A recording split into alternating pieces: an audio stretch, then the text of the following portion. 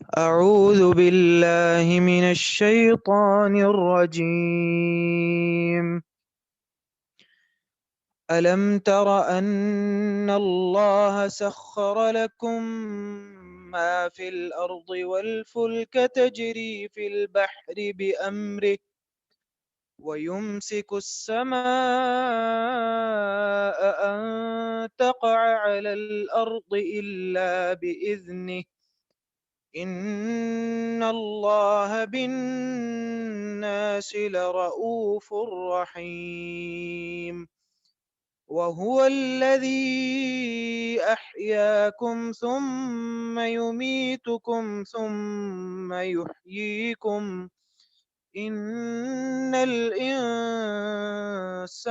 لكفور لكل أمة جعلنا منسكا هم ناسكوه فلا ينازعنك في الأمر وادع إلى ربك إنك لعلى هدى مستقيم وإن جادلوك فقل الله أعلم بما تعملون الله يحكم بينكم يوم القيامة فيما كنتم فيه تختلفون ألم تعلم أن الله يعلم ما في السماء والأرض إن ذلك في كتاب إن ذلك على الله يسير.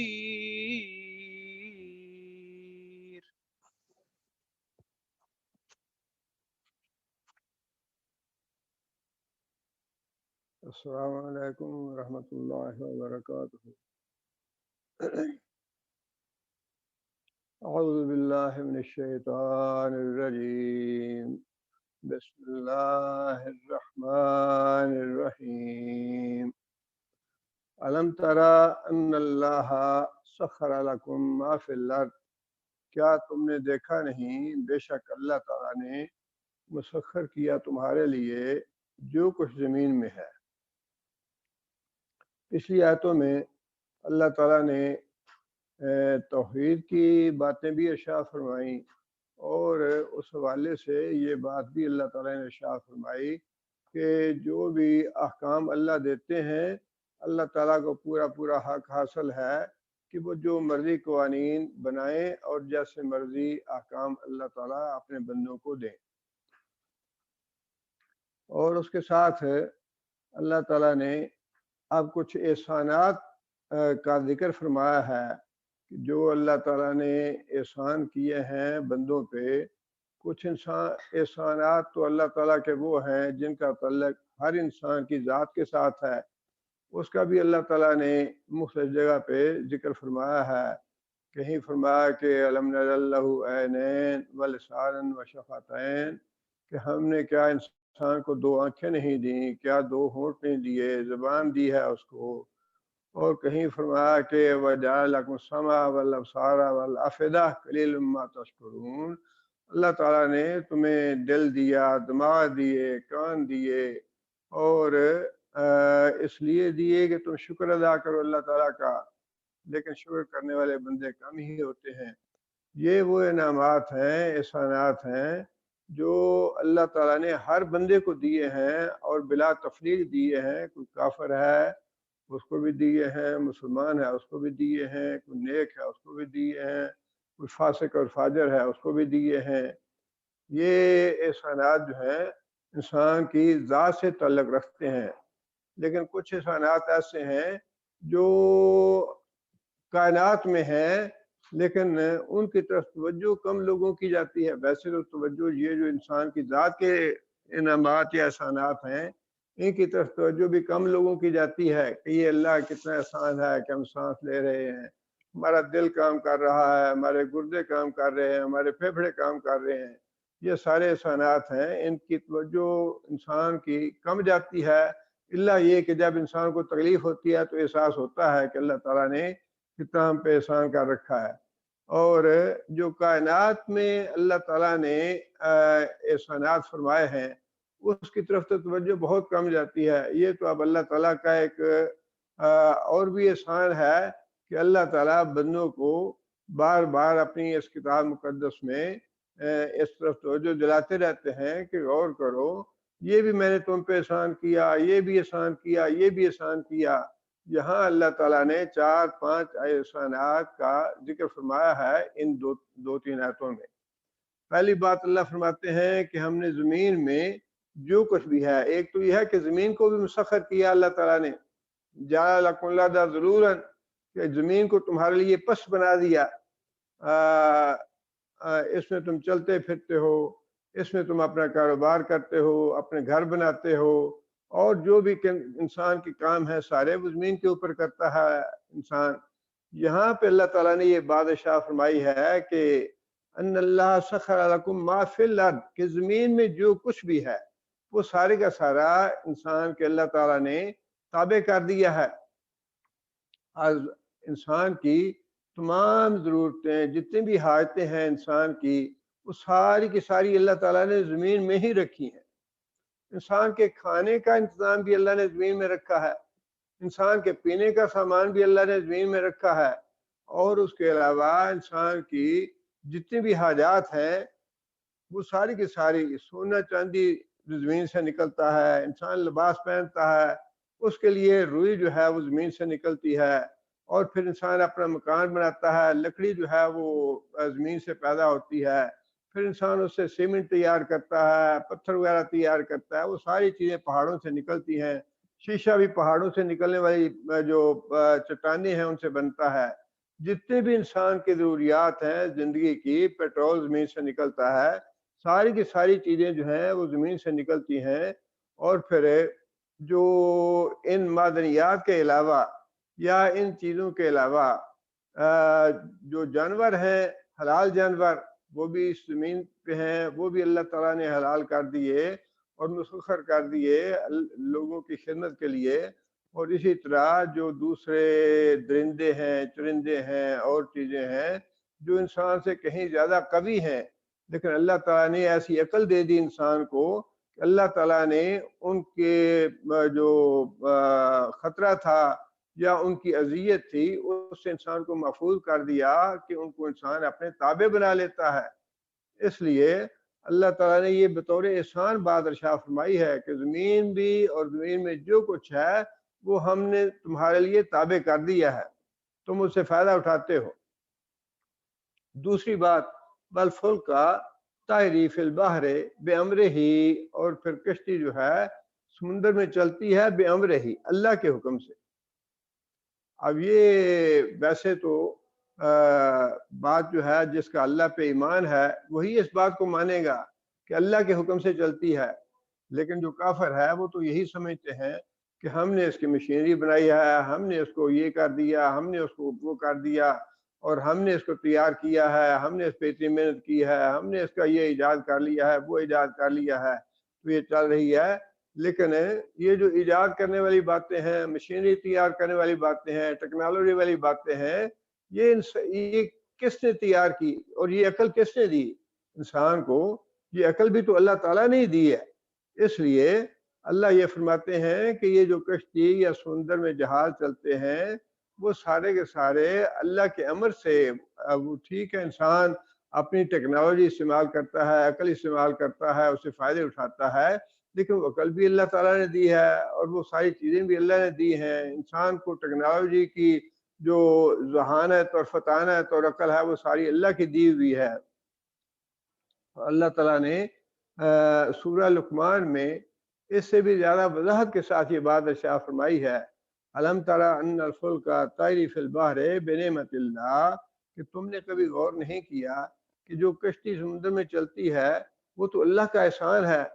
لیریکم من آیاتہ، اللہ تمہیں اپنی نشانیاں دکھانا چاہتا ہے کہ جو کشتی اب تو انجن ہے اور مشینری کے ساتھ چلتی ہیں چیزیں، لیکن یہ اس زمانے کی بات ہے جب انجن اور مشینری ٹیکنالوجی وغیرہ نہیں تھی، اور کشتی جو ہے وہ خالص ہوا کی رخ کے سہارے چلتی تھی اور پھر چپو کے سہارے چلاتے تھے، اور جب طوفان میں اور طلاتم خیز موجوں میں کشتی پھنس جاتی تھی تو پھر وہ اللہ کی طرف رجوع کرتے تھے کہ یا اللہ تو نکال اسے۔ فرمایا کہ وَإِذَا غَشِيَهُمْ مَوْجٌ كَالظُّلَلِ دَعَوُا اللَّهَ مُخْلِصِينَ لَهُ الدِّينَ۔ آج بھی یہی معاملہ ہے، خواہ وہ انجن سے چلتی ہیں یا مشینری اور ٹیکنالوجی ہے، اس میں سب کچھ ہے، لیکن جب طلاتم خیز موجوں میں جہاز پھنس جاتے ہیں تو پھر اس وقت بھی وہ رجوع اللہ سے کرتے ہیں کہ یا اللہ ان موجوں سے اور اس طوفان سے ہمیں نجات دے۔ فرمایا کہ اذا غشیہم موج کالظلل دعوا اللہ مخلصین لہ الدین، کہ جب موجیں آ جاتی ہیں اور طوفان آ جاتے ہیں سمندر میں تو پھر مسافر جو ہیں وہ رجوع کرتے ہیں اللہ کی طرف اور خالص اللہ کو پکارتے ہیں۔ وہ جتنے بھی مشکل کشا ہیں، حاجت روا ہیں اور معبودان باطل ہیں، وہ سارے کے سارے بھول جاتے ہیں انسان کو۔ نہ لات یاد رہتا ہے، نہ منات یاد رہتا ہے، نہ عبد القادر جیلانی یاد رہتے ہیں، نہ داتا علی حجویری یاد رہتا ہے، سارے بھول جاتے ہیں۔ اللہ فرماتے ہیں جب طوفانوں میں کشتی پھنستی ہے، جہاز پھنستے ہیں تو پھر دعوا اللہ مخلصین لہ الدین، خالص اللہ کو پکارتے ہیں کہ یا اللہ تو ہی یہاں سے نجات دے سکتا ہے، تو ہی یہاں سے ہمیں نکال سکتا ہے۔ اللہ فرماتے ہیں فلما نجاہم الی البر فمنہم مقتصد وما یجحد بآیاتنا الا کل ختار کفور۔ لیکن جب اللہ تعالیٰ نجات دیتے ہیں تو پھر چڑھاوا جو ہے وہ درباروں پہ جا چڑھاتے ہیں کہ سمندر میں کشتی پھنس گئی تھی اور یا بہا اللہ کشتی تک کا مسئلہ جو ہے وہ پھر نظر نیاز اور جو چڑھاوے ہیں وہ درباروں پہ جا چڑھاتے ہیں۔ اللہ فرماتے ہیں کہ کم ہی ایسے ہیں جو پھر ہدایت پاتے ہیں یا جنہیں اس بات کا احساس ہوتا ہے کہ فی الواقع اللہ تعالیٰ نے ہمیں اس طوفان سے نجات دلائی ہے۔ اللہ تعالیٰ نے یہ بات بھی بطور احسان یہاں فرمائی ہے کہ جو سمندر میں تم جہاز چلاتے ہو، کشتی چلاتے ہو، وہ بھی اللہ کے حکم سے چلتی ہے، اللہ نے مسخر کیا تمہارے لیے۔ اگر اللہ مسخر نہ کرے تو سمندر کی موجیں جو ہیں وہ تو ایک لمحے میں اس کو ڈبو دیں اور انسان سمندر کی تہہ میں چلا جائے۔ فرمایا کہ یہ بھی اللہ کا احسان۔ آگے پھر تیسری بات یہ ارشاد فرمائی وَيُمْسِكُ السَّمَاءَ أَن تَقَعَ عَلَى الْأَرْضِ إِلَّا بِإِذْنِهِ، اور اللہ تعالیٰ نے آسمان کو تھام رکھا ہے، قیوم ہے ذات اللہ تعالیٰ کی۔ یہاں آسمان سے مراد صرف یہی ایک آسمان نہیں ہے بلکہ یہ پورا جو آسمان کا نظام ہے وہ سارا کے سارا مراد ہے اس سے۔ اس میں سورج بھی شامل ہے، چاند بھی شامل ہے، ستارے بھی شامل ہیں، کاکشاں بھی شامل ہے، اور جتنا بھی نظام جسے ہم جانتے ہیں جسے ہم نہیں جانتے وہ سارے کا سارا اللہ تعالیٰ فرما رہے ہیں کہ یہ تو میرے حکم سے قائم ہے۔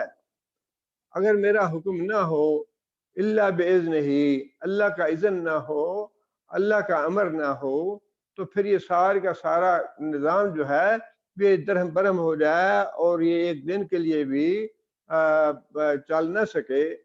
سورہ رعد میں اللہ تعالیٰ نے بڑے واضح الفاظ میں یہ بات ارشاد فرمائی کہ یہ جو آسمان تم دیکھتے ہو نا، یہ دیکھو کہ بغیر کسی ستون کے ہے۔ یہ ایسی بات نہیں ہے کہ کوئی ایسے ستون ہوں جو تمہیں نظر نہ آتے ہوں۔ ایسے ستونوں کے بغیر یہ اللہ تعالیٰ کی بہت بڑی قدرت ہے کہ اللہ تعالیٰ نے اتنا بڑا آسمان بغیر ستونوں کے قائم کیا ہوا ہے، اور اس طرح قائم کیا ہوا ہے کہ وہ گرتا نہیں، گرے گا تبھی جب اللہ کا حکم ہوگا۔ سورہ رعد میں اللہ فرماتے ہیں کہ اللہ الذی رفع السماوات بغیر عمد ترونہا، اللہ تعالیٰ نے یہ 7 آسمان جو بنائے ہیں بغیر کسی ستون کے بنائے ہیں۔ ثم استوى علی العرش، اور پھر اللہ تعالیٰ کی ذات عرش معلیٰ پہ جلوہ فرما ہوئی۔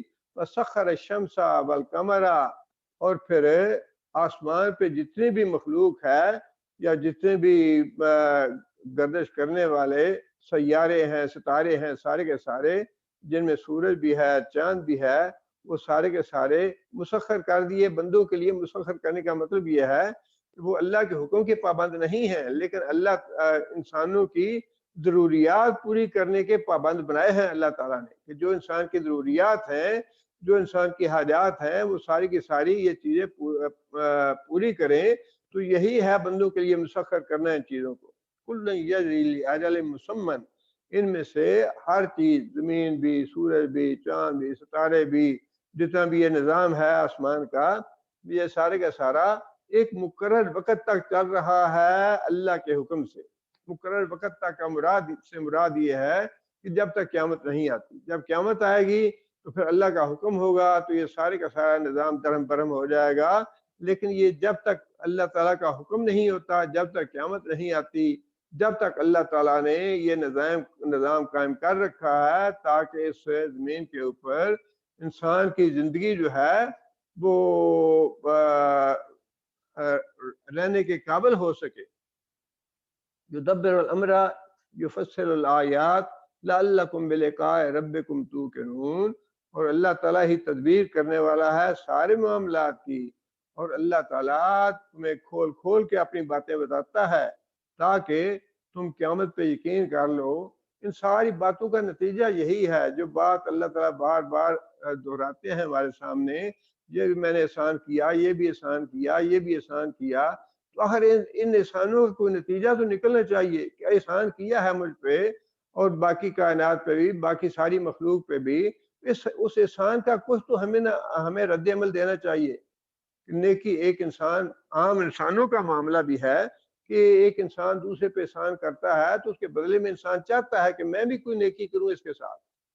اب اللہ تعالیٰ نے احسان کیے ہیں تو ہم سے کوئی مطالبہ بھی تو کیا ہوگا کہ میں نے یہ تم پہ احسان کیے ہیں تو میرا یہ مطالبہ ہے، یہ مطالبہ تمہیں پورا کرنا پڑے گا. یہ تو ہو گئی تیسری بات کہ اللہ تعالیٰ نے آسمان کو بغیر ستونوں کے تھام رکھا ہے اور گرنے نہیں دے رہا. اللہ تعالیٰ اس وقت گرے گا جب اللہ کا اذن ہوگا. اور آگے پھر فرمایا کہ ان اللہ بالناس لرؤوف الرحیم، کہ بے شک اللہ تعالیٰ اپنے بندوں کے ساتھ بڑا ہی شفقت فرمانے والا اور مہربان ہے. اب دو باتیں ہیں اس میں. ایک بات تو یہ ہے شفقت والی اور مہربانی والی کہ اللہ تعالیٰ اہل ایمان پہ تو احسان فرما رہے ہیں کہ وہ ایمان لائے ہیں، انہوں نے اللہ تعالیٰ کی اطاعت اور فرما برداری اختیار کر لی. لیکن کافر جو ہیں وہ تو اللہ کے اطاعت اور فرما برداری کرنے والے نہیں ہیں، وہ تو ایمان نہیں لائے اللہ تعالیٰ کی ذات پہ.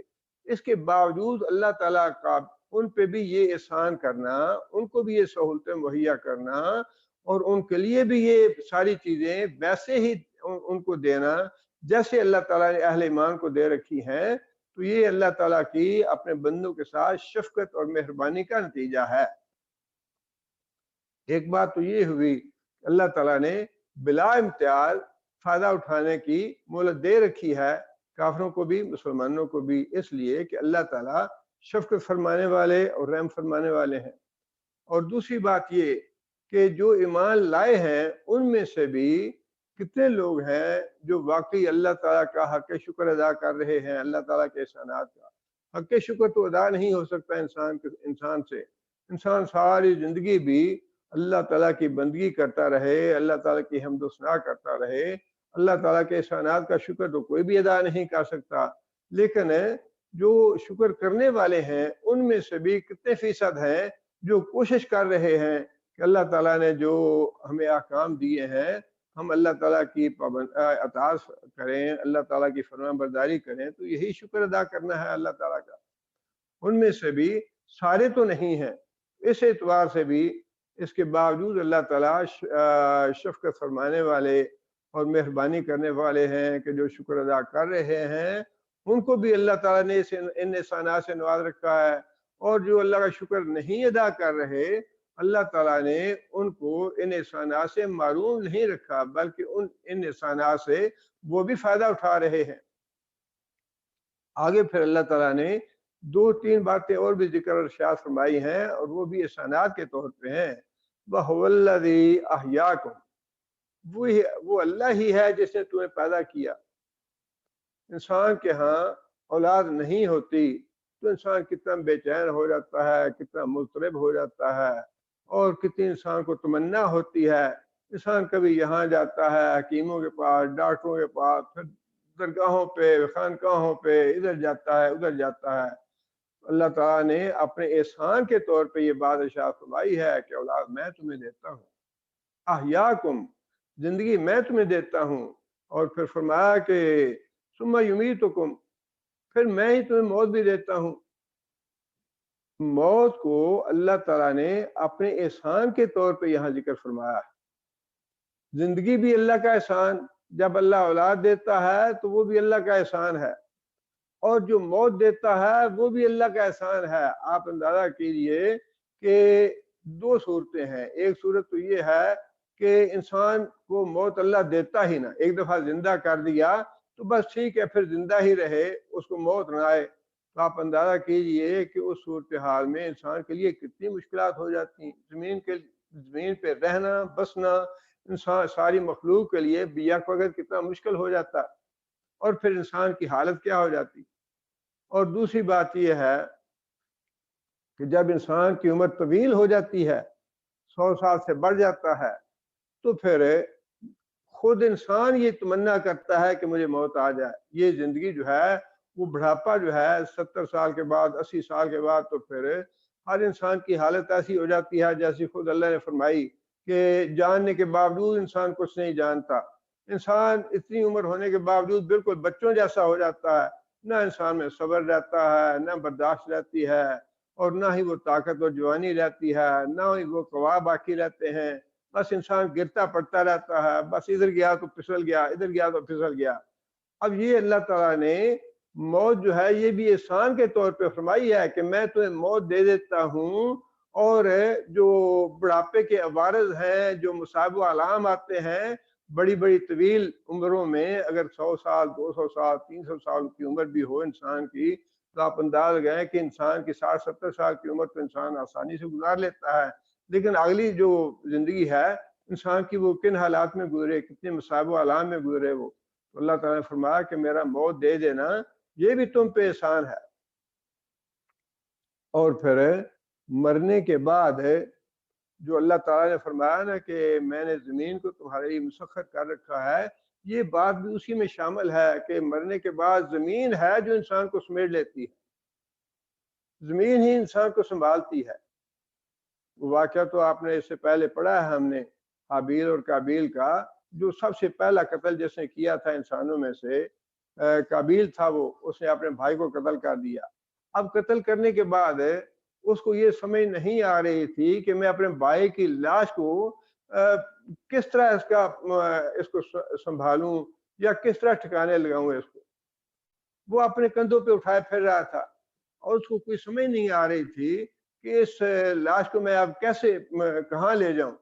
اب اللہ تعالیٰ نے قرآن جی میں خود یہ بات ارشاد فرمائی کہ ہم نے اس کو یہ بات سمجھائی انسان کو کوے کے ذریعے، کوہ بھیجا، اس نے کوے کو مارا، اور اس مارنے والے نے پھر زمین کو کریدا اور زمین میں قبر بنائی اس کوے کی، اور اس کو اس میں دبا دیا، اور اس سے پھر انسان کو عقل آئی کہ یہ زمین ہے جو سمیٹے گی ہمیں، زمین ہے جو ہمیں سنبھالے گی۔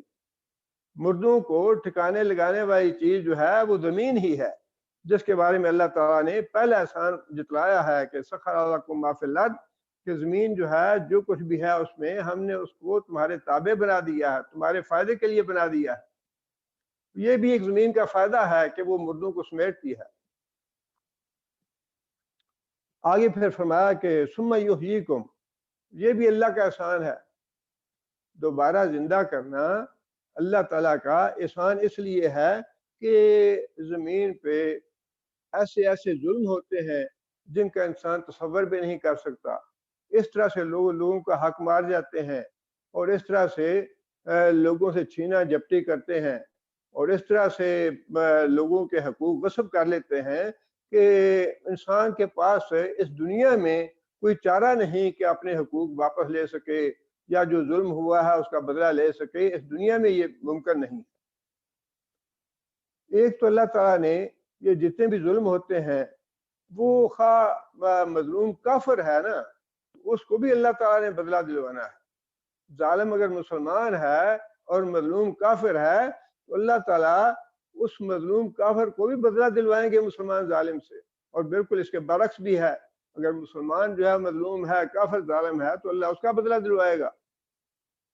اور نبی صلی اللہ علیہ وسلم نے یہ بات ارشاد فرمائی ہے کہ حشر میں اللہ تعالیٰ یہ اعلان فرمائیں گے کہ کوئی آدمی اس وقت تک جنت میں نہیں جائے گا جب تک اس نے کسی پہ اگر ظلم کیا ہے تو اس کو بدلہ نہ دلا لوں میں، جنت میں بھی نہیں جائے گا۔ اور اسی طرح کوئی آدمی جہنم میں نہیں جائے گا جب تک اس نے جو ظلم کیا ہے کسی پہ اس کا ظلم کا میں بدلہ نہ دلوا لوں اس سے۔ انا الدیان، میں بدلے دلوانے والا ہوں۔ اور یہ اللہ تعالیٰ نے بطور احسان جو ہے وہ بتایا ہے کہ میں نے جو دوبارہ تمہیں زندہ کرنا ہے۔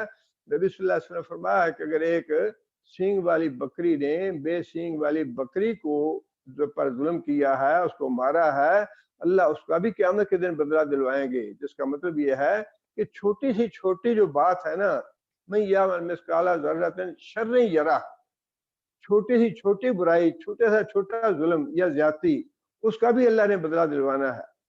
کسی کو گالی دی ہے اس کا بدلہ بھی دلوائیں گے اللہ تعالیٰ۔ اس لیے نبی صلی اللہ علیہ وسلم فرمایا کہ اگر کسی نے کسی کو تھپڑ مارا ہے تو وہ یہاں اس دنیا میں اسے معافی تلافی کرا لے تو وہی اچھا ہے۔ دنیا کی جو ذلت اور رسوائی ہے بہت ہی کم درجے کی ہے بنسبت آخرت کی رسوائی اور ذلت۔ اگر کسی نے کسی غیبت کی ہے، کسی کے ساتھ وعدے کی خلاف ورزی کی ہے، کسی کے ساتھ جھوٹ بولا ہے، جتنے بھی انسان نے گناہ کیا ہے حقوق کے معاملے میں، وہ سارے کے سارے حقوق جو ہیں وہ اللہ تعالیٰ واپس دلوائیں گے۔ اس لیے دوبارہ کی جو زندگی ہے نا، مرنے کے بعد دوبارہ اٹھایا جانا، اس کو اللہ تعالیٰ نے اپنے احسانات میں سے شمار فرمایا ہے۔ یہ میرا احسان ہے، میں تمہیں دوبارہ زندہ کر کے جن پہ ظلم ہوئے ہیں ان کے بدلے دلوائیں گا۔ اور پھر اس کے بعد دوسری بات تو ہے ہی کہ جنہوں نے جو ایمان لائے ہیں اللہ پہ، اللہ کے رسول پہ، ان کے لیے اللہ تعالیٰ نے جنت کی نعمتیں رکھی ہیں۔ اور جو کافر تھے، جنہوں نے جو ایمان نہیں لائے، ایمان لانے سے انکار کر دیا، ان کو اس جرم میں اللہ جہنم میں بھیجیں گے۔ وہ بھی ایک احسان ہے اللہ کا کہ ایمان لانے والوں کو ان کے ایمان کا بدلہ دیا جائے، اس کی جزا دی جائے، اور جو ایمان نہیں لائے اللہ پہ، کفر کیا، ان کو سزا دی جائے۔ یہ بھی ایک اللہ تعالیٰ کے احسانات میں سے ہے۔ اور جو بدلہ دلوانے والی بات ہے، کافر ہو یا مشرک ہو یا مسلمان ہو یا نیک ہو، سب سے اللہ تعالیٰ نے بدلے دلوانے ہیں، تو وہ بھی اللہ تعالیٰ کا دوبارہ زندہ کرنا اس اعتبار سے بھی احسان ہے۔ تو یہ سارے احسانات جو ہیں اللہ تعالیٰ نے ذکر کرنے کے بعد یہ بات ارشاد فرمائی، ان الانسان لکفور، انسان تو بڑا ہی ناشکرا ہے۔ یہ جو آیت ہے نا، آیت کا آخری حصہ، اس سے یہ پتہ چلتا ہے کہ اللہ تعالیٰ نے یہ سارے جو باتیں ہیں یہ بطور احسان کی گنوائی ہیں۔ اس لیے تو اللہ نے فرمایا کہ کیونکہ میں نے لوگوں پہ یہ احسان کیے ہیں، اور یہ احسان جیسے میں نے بتایا نا کہ بعض احسانات انسان پہ وہ ہیں جو جن کا تعلق انسان کی ذات کے ساتھ ہے۔ یہ آنکھیں بھی اللہ کا احسان ہے، کان بھی احسان ہے اللہ کا، دل اور دماغ اور پاؤں اور ہاتھ، جو کچھ بھی اللہ تعالیٰ نے دیے ہیں یہ سارے کے سارے اللہ تعالیٰ کے احسانات ہیں۔ ان کا شکر کرنا بھی مطلوب ہے۔ شکر کا مطلب یہ ہے کہ انسان دوسرے کے احسان کا اعتراف کرے۔ ہم کہتے ہیں نا کہ اگر کسی نے ہمارے ساتھ کوئی اچھا کام کیا، کوئی نیک سلوک کیا، تو ہم کہتے ہیں اچھا بھائی شکریہ آپ کا۔ تو شکریہ ہم جب کہتے ہیں تو اس کا مطلب یہ ہے کہ میں آپ کے احسانات کا اعتراف کر رہا ہوں۔ اسی طرح جب انسان اللہ کا شکر ادا کرتا ہے، الحمدللہ کہتا ہے، تو اس کا مطلب یہ ہے کہ انسان اللہ تعالیٰ کے احسانات کا اعتراف کرتا ہے کہ یا اللہ تو نے واقعی ہم پہ بڑا احسان کیا ہے، یا اللہ تو نے مجھے ساری نعمتیں دی ہیں۔ اور پھر اللہ تعالیٰ نے یہ بات عام فرمائی ہے، ان الانسان لربہ لکنود، کہ ہر انسان جو ہے نا وہ اللہ کا ناشکرا ہے۔ کسی نہ کسی درجے میں ہر انسان ناشکرا ہے، کسی نہ کسی درجے میں ہر انسان ناشکرا ہے۔ اس لیے کہ جتنے بھی انسان پہ مصیبت آ جائے، تکلیفیں آ جائیں، مصیبتیں آ جائیں، بیماریاں آ جائیں، اس کے باوجود بھی انسان اگر سوچے تو اس سے بھی کئی لوگ ایسے ہوں گے جو زیادہ مصائب و آلام میں ہوں گے، اس لیے جتنے بھی مصائب و آلام آ جائیں، بیماریاں آ جائیں، پریشانیاں آ جائیں، اس میں بھی انسان کو اللہ کا شکر ہی ادا کرنا چاہیے۔ اس لیے اللہ تعالیٰ نے فرمایا ہے کہ میں نے احسان کیا ہے آدمی پہ، اس کی ذات کے حوالے سے بھی اور پھر پوری کائنات کے حوالے سے بھی، جس وجہ سے اس کی زندگی ممکن ہوئی اس زمین پہ۔ اگر اللہ تعالیٰ یہ احسان نہ کرتے، انسان سمندر کے لیے تجارت نہ کر سکتا، اپنی معیشت جو ہے وہ اس طرح اس کو وسعت نہ دے سکتا۔ اسی طرح زمین کا معاملہ ہے، اگر آسمان جو ہے اس طرح اللہ تعالیٰ نے تھام نہ رکھا ہوتا، اس کا تصور آپ یوں لگا سکتے ہیں کہ زمین جو ہے ویسے تو اللہ تعالیٰ کے قانون کی پابند ہے، لیکن جب کبھی اللہ تعالیٰ حکم دیتے ہیں زمین کو 1 منٹ کے لیے، 1 منٹ تو بہت لمبا عرصہ ہے نا، چند سیکنڈ کے لیے کہ وہ زلزلہ آتا ہے، تو پھر انسان کو سمجھ آتی ہے کہ یہ زمین کس طرح اللہ تعالیٰ نے ہمارے قیام کے لیے ممکن بنا رکھی ہے۔ اس کو ساکن کر کے اللہ تعالیٰ نے اس کو ساکن جو کر رکھا ہے، تبھی انسان کی زندگی ممکن ہے۔ اگر یہ زلزلے بار بار آتے رہیں تو کتنا انسان یہاں کام کر سکے گا، کس طرح انسان کی زندگی باقی رہے گی۔ اور بالکل ایسا ہی معاملہ آسمان کا ہے کہ آسمان سے کوئی چیز ہمارے اوپر گرتی نہیں ہے، لیکن ویسے آپ انسان ہدایت کے لیے نشانیاں تو بہت سی ہیں۔ اگر انسان سوچے یہ مری میں جو کچھ ہوا ہے، اللہ تعالیٰ معاف کرے، ہمارے دماغ ایسے بگڑ گئے ہیں اور ایسی خرمستی آ گئی ہے پیسے کی اور دولت کی فراوانی نے ایسا دماغ خراب کر دیا ہے کہ یہ جو عذاب ہے نا، یہ تو اللہ کی ناراضی کا اظہار ہوتا ہے، اور لوگ عیاشی کے لیے جاتے ہیں وہاں، جی ہاں وہاں برف باری دیکھنے کے لیے جا رہے ہیں۔ پیسے کی خرمستی ہے نا یہ۔ لوگ تو وہ بیچارے جو ہیں جن کو کھانے پینے کو کچھ نہیں مل رہا، جن کے بچوں کے لیے کے علاج کے لیے کچھ نہیں ہے، جن کے پاس اپنے بچوں کو تعلیم دلانے کے لیے کچھ نہیں ہے، ان کی تعداد جو ہے وہ 70-80%، 90% ہے۔ اور یہ جو 10% بدماشیاں ہے، اللہ کے عذاب کا نظارہ کرنے کے لیے، دیکھنے کے لیے جاتے ہیں، بجائے اس کے کہ توبہ استغفار کریں گے۔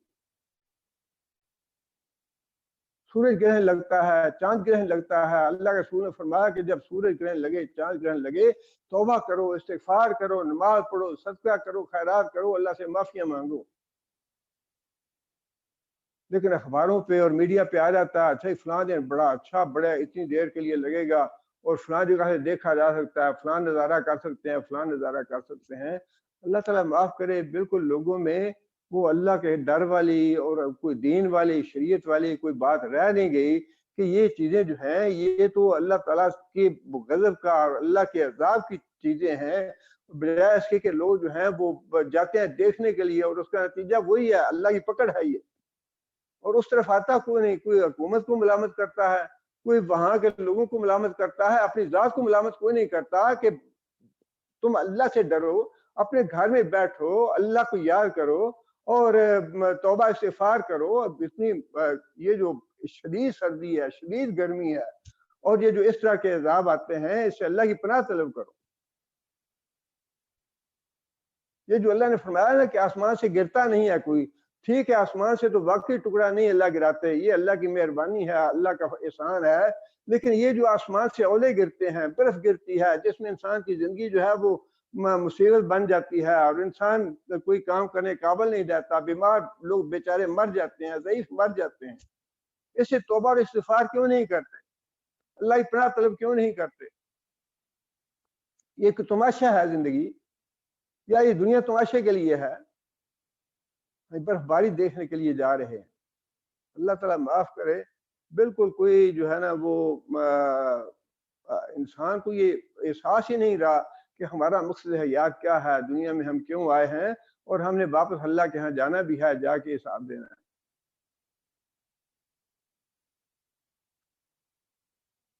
اس لیے فرمایا نا کہ ان الانسان لکفور، کہ اللہ تعالیٰ کی نعمتوں کا شکر ادا کرنے کے لیے کوئی تیار نہیں ہے، سارے اکثریت جو ہے وہ نافرمان لوگوں کی ہے۔ آگے فرمایا کہ لکل امت جعلنا منسکا، ہر امت کے لیے، وہ چونکہ جھگڑے کرتے تھے کہ اے محمد صلی اللہ علیہ وسلم آپ یہ مسئلے بتاتے ہیں، آپ یہ بات کرتے ہیں، یہ قیامت کی باتیں ہیں، قبر کی باتیں ہیں، اور یہ آخرت کی باتیں ہیں، جنت کی باتیں ہیں، جہنم کی باتیں ہیں۔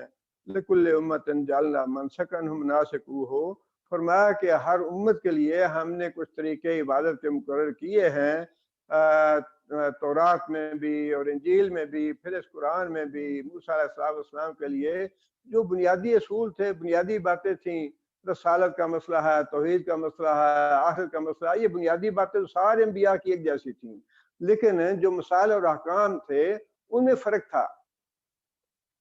مسلمانوں کے لیے اللہ نے بڑی سہولتیں مہیا کر رکھی ہیں، بہت انسان شریعت جو ہے وہ سہل کر رکھی ہے۔ اللہ تعالیٰ نے فرمایا کہ تمہارے لیے سحری میں برکت ہے، روزہ رکھنا ہے تو سحری کھا کے روزہ رکھو، لیکن پہلی امتوں کے لیے سحری نہیں تھی۔ جب وہ روزہ افطار کر لیتے تھے اور سو جاتے تھے تو ان کا روزہ شروع ہو جاتا تھا۔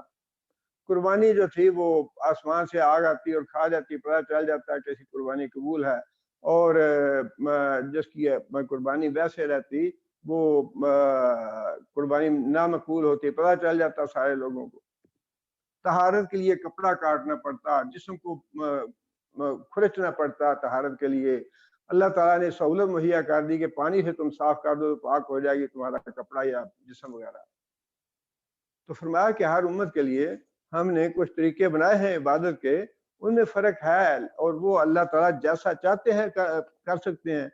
اس لیے فرمایا کہ فلا ینازعنک فی الامر، اس معاملے میں یعنی شریعت کے قوانین کے معاملے میں لوگوں کو تم سے جھگڑا نہیں کرنا چاہیے۔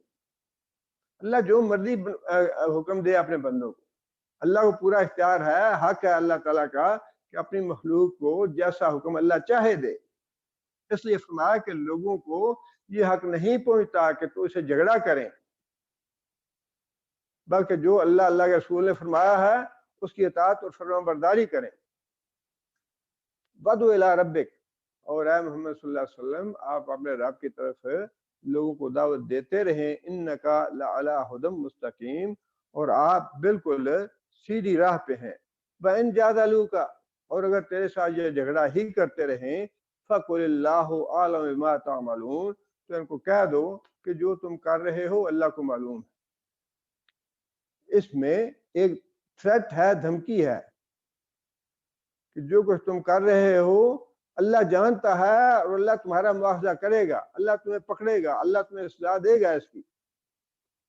اور پھر آگے فرمایا کہ زیادہ جھگڑا کرنے کی، اللہ یحکم بینکم یوم القیامت فیما کنتم فیہ تختلفون، اور جن باتوں میں تمہارا آپس میں اختلاف ہے ان کا فیصلہ قیامت کے دن اللہ تعالیٰ کر دے گا۔ بہت معاملہ اللہ نے آسان رکھا ہے دائی کے لیے، لوگ اللہ تعالیٰ کا پیغام دوسروں تک پہنچانے والوں کے لیے۔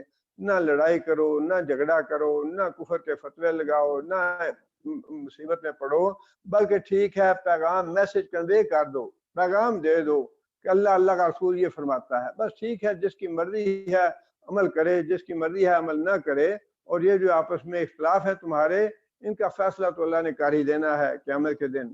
اور جو ظالم ہوگا، جو نافرمان ہوگا، جو نہیں ماننے والا، اس کو اللہ عذاب دیں گے، اس کو سزا دیں گے، اور جو ایمان لانے والا ہے، اطاعت اور فرمانبرداری کرنے والا ہے، اللہ تعالیٰ اس کو انعامات سے نواز دیں گے۔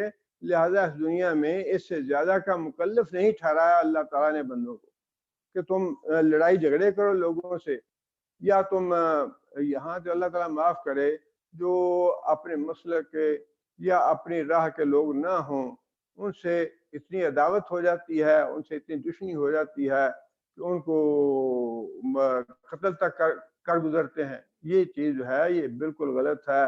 نہ ہی کسی پہ کفر کے فتوے لگانے چاہیے یا شرک کے فتوے لگانے چاہیے، بتا دینا چاہیے کہ یہ راستہ جو ہے یہ شرک کا راستہ ہے، بتانا چاہیے، لیکن فتوے مت لگائیں کسی کا نام لے کے۔ اس لیے اللہ نے فرما دیا کہ تم میسج کنوے کر دو، پیغام پہنچا دو، اور جو تمہارے اختلاف ہے نا یہ ان کو اللہ پہ چھوڑ دو، ان کے فیصلہ قیامت کے دن اللہ تعالیٰ کرے گا۔ اللہ تعالیٰ سے دعا ہے کہ اللہ تعالیٰ ہمیں قرآن مجید کو سمجھنے کی اور نیک عمل کرنے کی توفیق عطا فرمائے۔ ربنا ظلمنا انفسنا ان لم تغفر لنا وترحمنا لنكونن من الخاسرين۔ ربنا آتنا في الدنيا حسنة وفي الآخرة حسنة وقنا عذاب النار۔ ربنا هب لنا من أزواجنا وذرياتنا قرة أعين واجعلنا للمتقين إماما۔ ربنا اصرف عنا عذاب جهنم إن عذابها كان غراما إنها ساءت مستقرا ومقاما۔ اللهم أيد الإسلام والمسلمين، اللهم أعز الإسلام والمسلمين، اللهم أذل الشرك والمشركين، اللهم دمر أعداء الدين، اللهم نبر قلوبنا بنور الإيمان، اللهم ثبتنا على الإسلام، اللهم اغفر لجميع المؤمنين والمؤمنات الأحياء منهم والأموات. ربنا تقبل منا إنك أنت السميع العليم، وتب علينا إنك أنت التواب الرحيم. سبحان ربك رب العزة عما يصفون، وسلام على المرسلين، والحمد لله.